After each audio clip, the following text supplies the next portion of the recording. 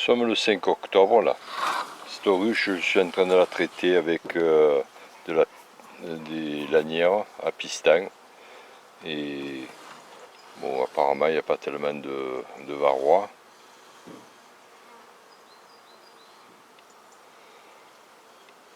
Là, sur le côté, on s'aperçoit qu'il y a de la condensation. C'est dû aux différences de température entre l'intérieur de la ruche, et ce matin il faisait dans les 14 degrés. Donc on a de la condensation. Mais c'est pas un problème parce que dans la journée ça va sécher.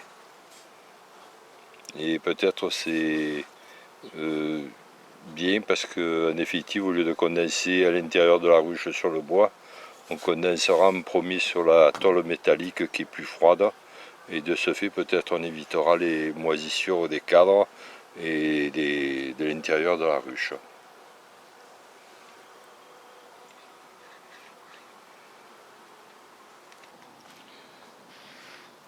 Là nous avons à peu près entre 100 et 150 varrois.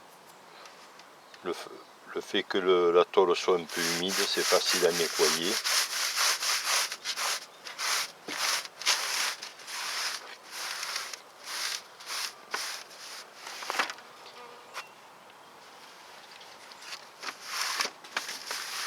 Ou alors on le passe sous l'eau.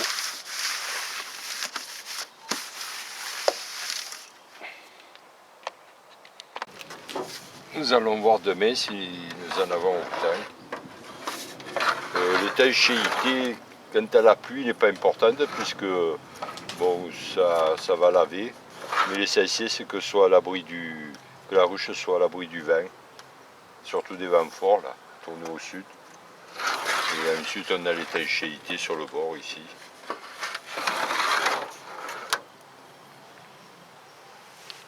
Nous allons voir demain si nous en avons autant. Hier j'avais visité cette ruche pour voir si tombait des varrois. Apparemment il y en a presque autant. Mais on voit quand même que les varrois sont répartis sur la surface. Ce qui veut dire d'une chose que l'essaim est assez important et que la lanière a son efficacité. Et sur cette ruche, parce que je ne sais pas si les autres c'est le même cas. Mais apparemment celle-là elle est pas mal infestée.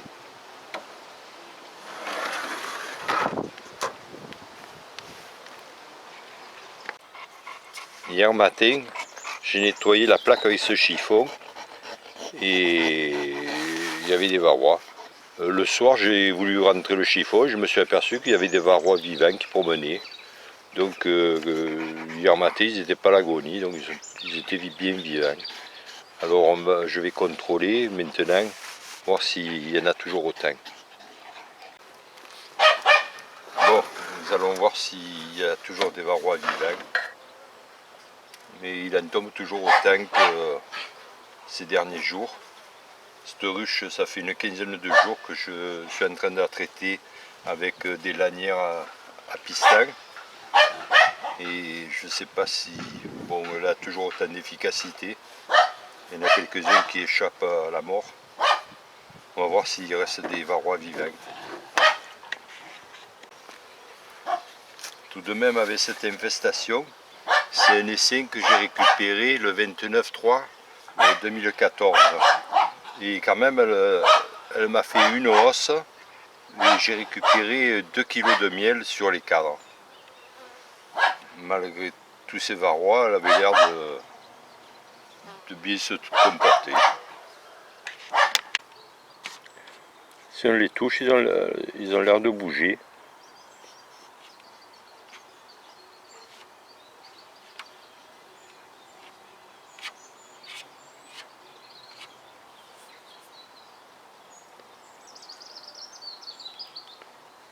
Là, nous en avons un qui court.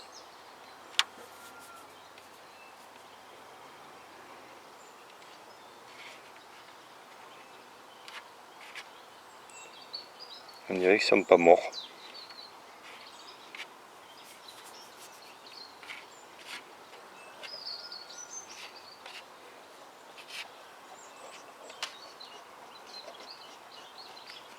Celui-là est vivant. Ouais, celui-là aussi. Je sais pas si dans le temps ils vont mourir. Il y en a un qui se promène.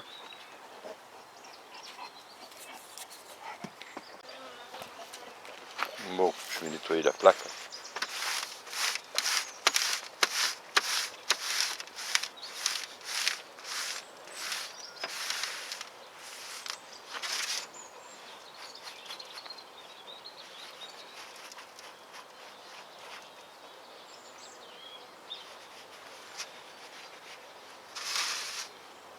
Beaucoup de varrois vivants.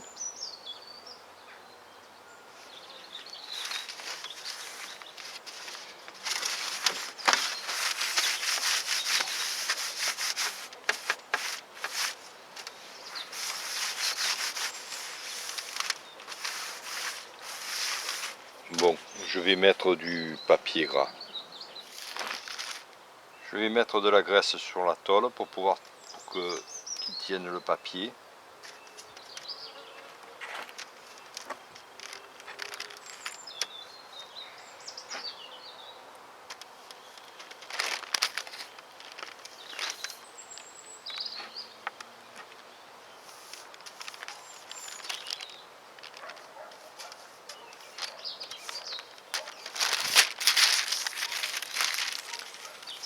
C'est du papier cuisson, j'ai juste recoupé un petit peu pour être dans la bonne longueur.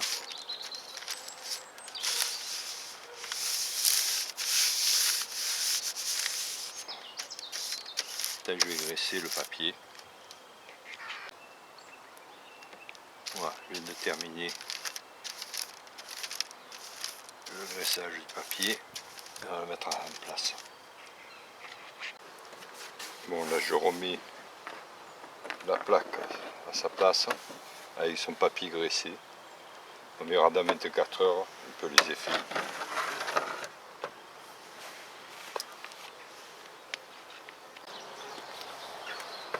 Hier j'avais mis un papier avec de la graisse pour voir les varrois qui pourraient tomber. Apparemment il en tombe toujours au tac.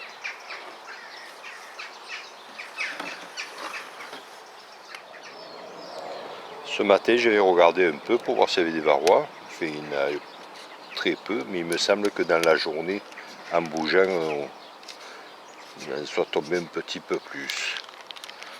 Quelque chose après, il y a autant de varrois que hier. Bon, quant aux varrois vivants, apparemment ils ont dû rester collés sur la graisse. Voilà. Puis c'est cette méthode de papier plus facile à nettoyer.